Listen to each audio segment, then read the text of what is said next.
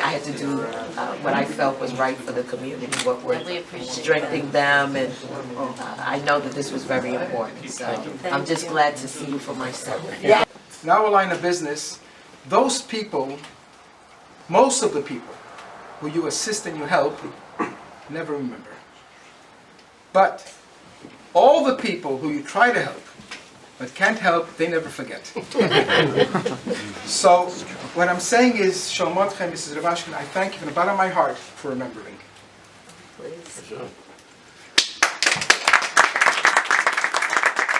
The Rebbe saw that one day you're going to have to help out a person like Rabbi Rubashkin. And for that reason, Yvette, and for that reason only, in my opinion, the Rebbe got you where you are.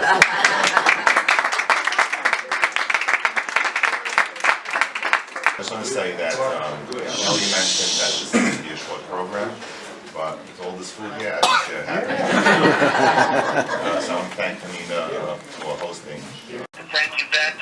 I was the one who called her at the very last moment to make sure that we would have her support continued as we had added throughout the entire period. And she was immediately receptive and said, absolutely, I'm there. It was on the phone call, and we all know the rest that happened.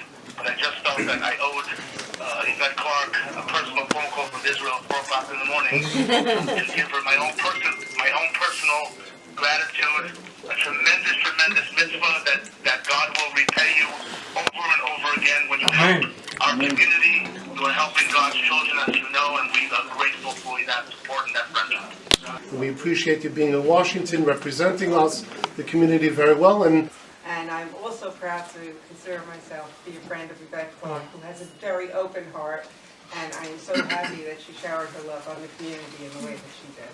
And I'm here tonight as a personal, thank you, and to be able to meet you for the first time. There are really no words that we can share with you tonight because it's just so deep in our heart.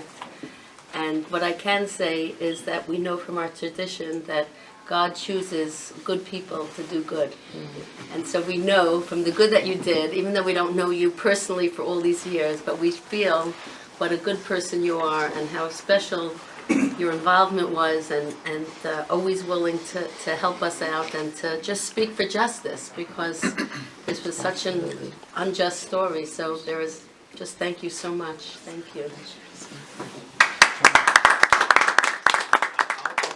My name is Rubashkin, and I'll take over where my wife left off. First of all, obviously, all the children are ecstatic. My wife is ecstatic, and we're thankful to God. We always trusted God that He will do this big miracle. And like my wife said, God chooses only the best to do His miracles. So you're one of the best. And that's the best compliment. And the first time I heard the name Congresswoman Yvette Clarke was sitting in a prison visiting room and being told about how you wrote the letter. I think I got a copy from the letter, and I was obviously very touched by all the words you said to then Attorney General, as Eric called it.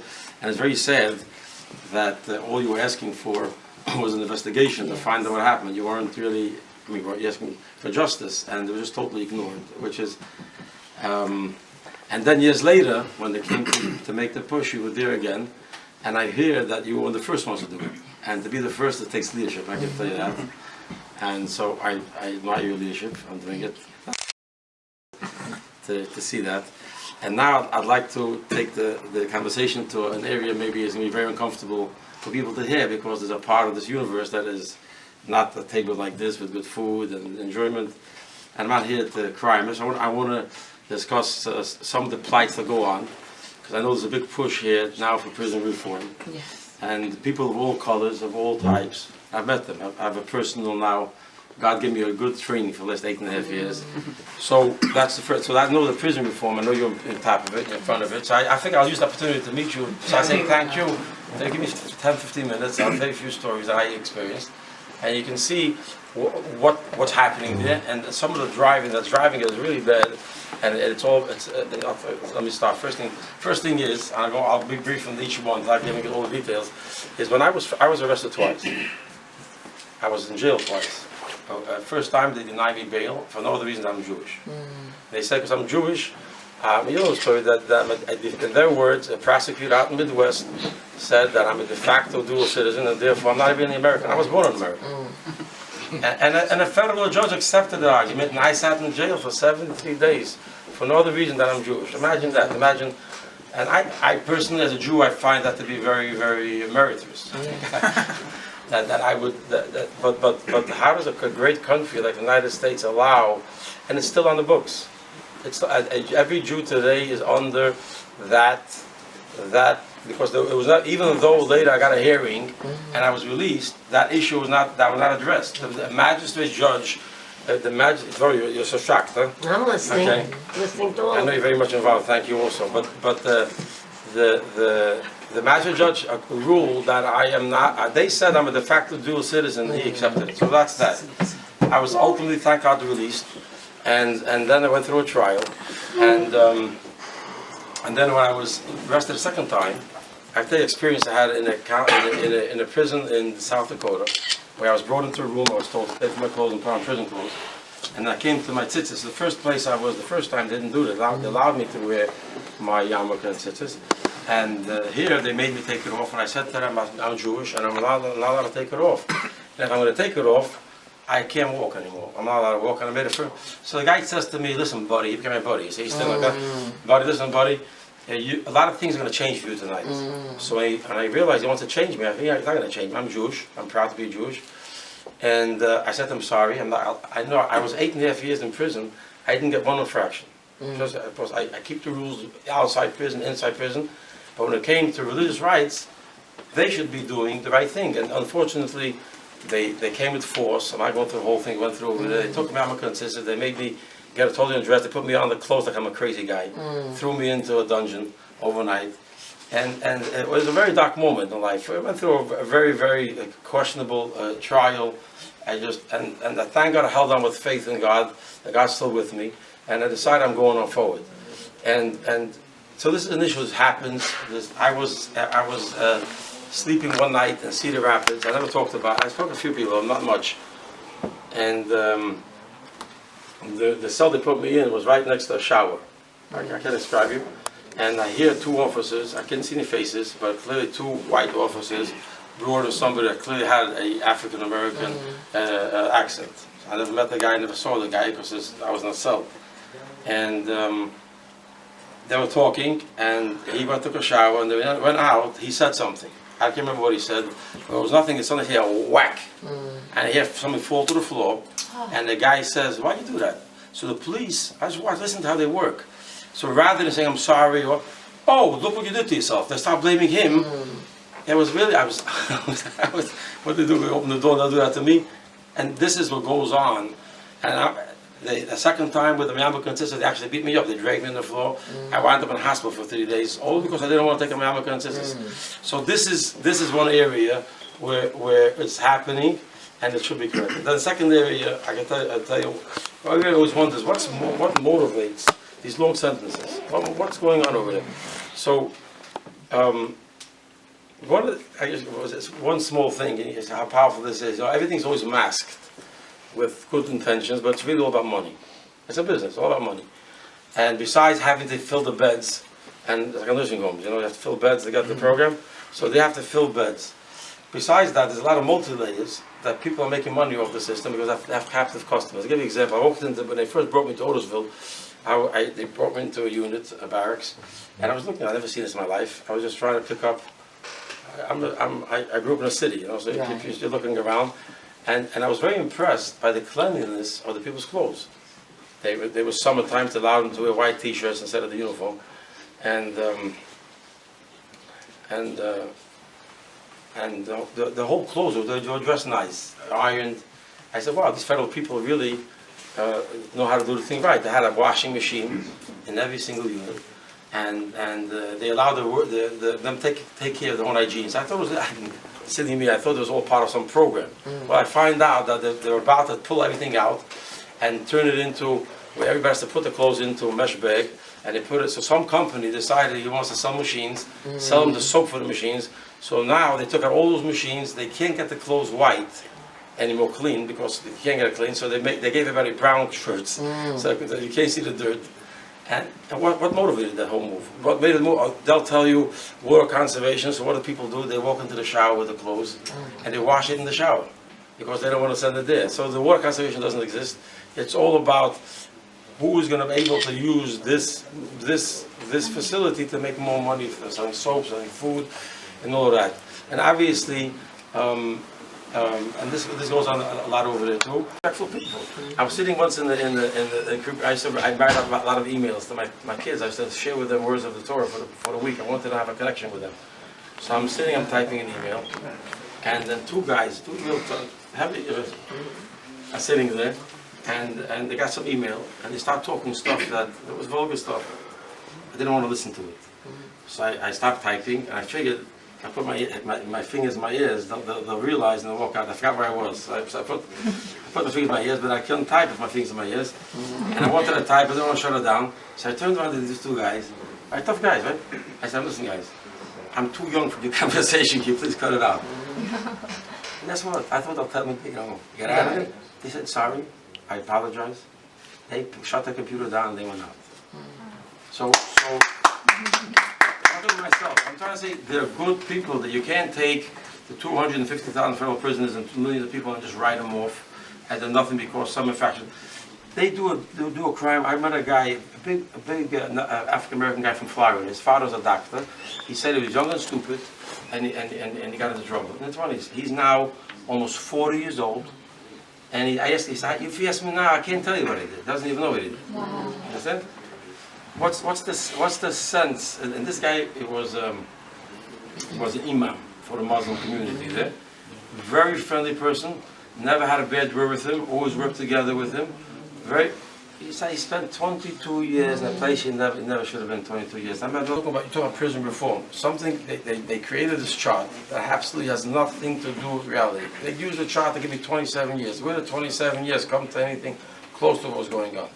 And besides all of the problems in the case of hiding and putting on false witnesses, everything else, this whole chart became something that followed me. It's like following a drunken man.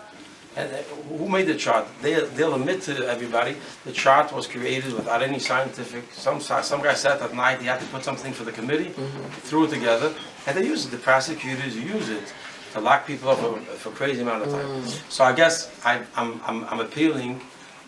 One person. I mean, I hear you're a very powerful person. So you should use everything you can to help change this craziness. And I'm sure the other people who are making money in the system are there making noise, not to change anything, because if they change, they sold MP3 players. When I came, MP3 players. MP3 player they sold for $70, and then they sell them a song. They sell them $1.50 a piece. Make a calculation of 240,000, whatever the number is, 200,000, whatever the number is, of federal prisoners buying this MP3 player, and put in for every $100 a prisoner is making on that, what the people who are selling the songs are making off that thing. And they can't listen to music without it. They have a radio, but they all like this thing. And most people I knew had $800 worth of songs on there, $1,000. That's all they have. They said, hold on, listen to these songs. $500. There's millions. So these people don't want to see prison reform. Right. They want to see more people. They're going to sell the commissary. The commissary itself they're making money off. I'm not going to finish 1 minute. That's what I'm trying to download. The commissary used to be not. I'll give you an example. The commissary used to be before I was brought there. The commissary used to be how do you say locally driven. In other words, the commissary they buy from local vendors, and therefore they were able to buy fresh produce. Now they used to sell avocados over there. I never seen this. Avocados, lemons, whatever they say. Why? Because from local vendors you can sell more wholesome food. Well, somebody got the bright idea of nationalizing distribution for the commissary. Somebody's making big money now, right? So he kicks out all the local vendors, he takes over, now he's distributing everything. Who suffers? Again, the prisoner, because now he can't get any more avocado. I'm not giving an example of avocado because it's healthy food. They're only selling them shelf-stable food. And and they're eating the worst type of food, and then they worry about getting fat and teeth are falling out and all that. So as long as these people are fighting for prison reform, but there's another side who's fighting against prison reform because they want to keep people locked up. The judge's husband, who in my case, made money of private prisons 5 days before the raid. We didn't know about this. They bought stocks. How do you put us all together? It's business, it's not crazy. So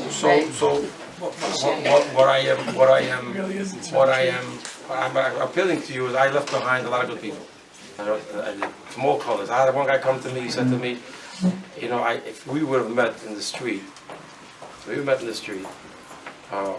before, I would pass you, you'd pass me, we'd not talk to each other. Here, we got to know each other a little bit. And thank God I got to meet you. About 2 days before I left, this guy told me. Wow. Yeah. And then another guy, big Afro-American guy, because his nickname was Blue. He got 25 years. He claimed for something he never did. I believe him. And he walks to me one day and he says, I'm so blessed to see a person like you. I've never met the person I've been raised in prison. So yeah, you try to be a light to everybody and do, but a lot of the people stuck there without any way to redeem themselves. There's a mother behind that guy, there's families behind. I had a family behind there. I have an autistic son who needed me badly. He regressed horribly over the years that I was. And even though under law they're supposed to take into account, in my case it was totally ignored. Totally ignored. I got out. He didn't make peace that I got out until he finally sees the boxes coming from prison. Wow. They knew Tati's home, and he became already a little better. But my story is just an example. Thank God I was saved. But a lot of good people there that need help. If I think prison reform will do it, and do it right, and the country will be better for it. Just stop wasting money. Get people that can work and produce a revenue on the product. Thank you for your time. Thank you for everything you've done. And God bless you.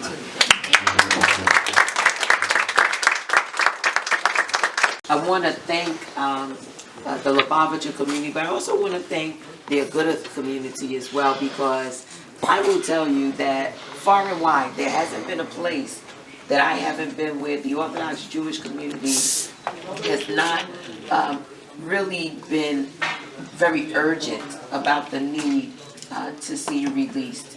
I mean, the urgency everywhere. You know, you're such a major pillar of the community.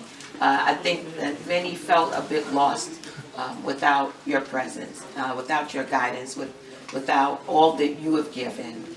And I can tell that a lot of it has to do with love. And a love for the community and a love for those who may be without in particular. And so that's sort of my philosophy. I love the people that I represent, including the folks who rough me out. But I know that it's done with love. I know where the hearts of the people are of this district. And so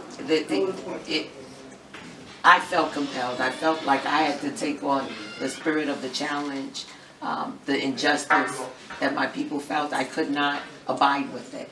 So I had to do what I had to do my part to make sure that you would be released. I don't know whether in fact our persistence was ultimately what did it. Anita says it's the Rebbe. But I know that we were not going to give up. As long as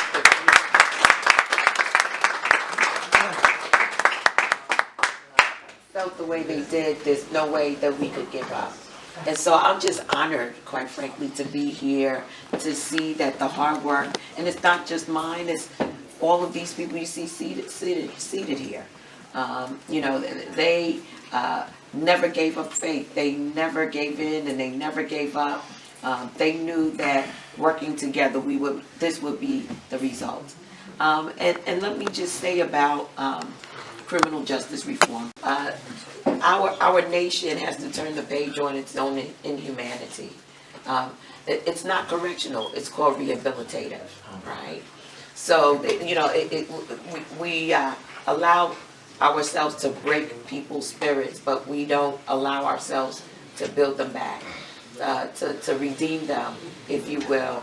And you know, we have to raise ourselves to that level in this society. And I think that your testimony and your witness will be a powerful tool in the work that we have ahead of us. You have to bring it to Absolutely. darkness. Absolutely. speak on the It Hill. will be a powerful tool. We know that we could do better, and we know that whenever there's a profit motive involved, you know, things get corrupted, and human beings are seen as a commodity. And that's what the prison systems are, unfortunately, in the United States. There are many now who are talking about ways in which we need to do better by our fellow citizens that, you know, and I think that there's another generation coming up that could benefit from your witness and from your experience, and that will say that this is not something they want to see in the next generation. And so I'm looking forward to working with you in this regard as well. I'm so happy to see the community smiling. When we got word that you were released, I got my Facebook feed or Twitter or something. The dancing that was taking place was amazing. I just watched it. I was in the office, it was like late at night. And I just remember seeing just all of the elation. People were just jumping up and down and hugging each other. And I said, we have truly done a great thing.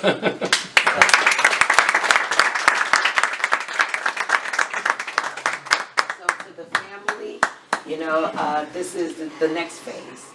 And in this phase, family is stronger. We have an advocate that, you know, I have my father in my life as well. And there's a strong bond oftentimes between daughters and fathers. And you have a fierce one. And it's wonderful to see you all smiling. Thank you. And you all happy. And to the rest of the community, job well done.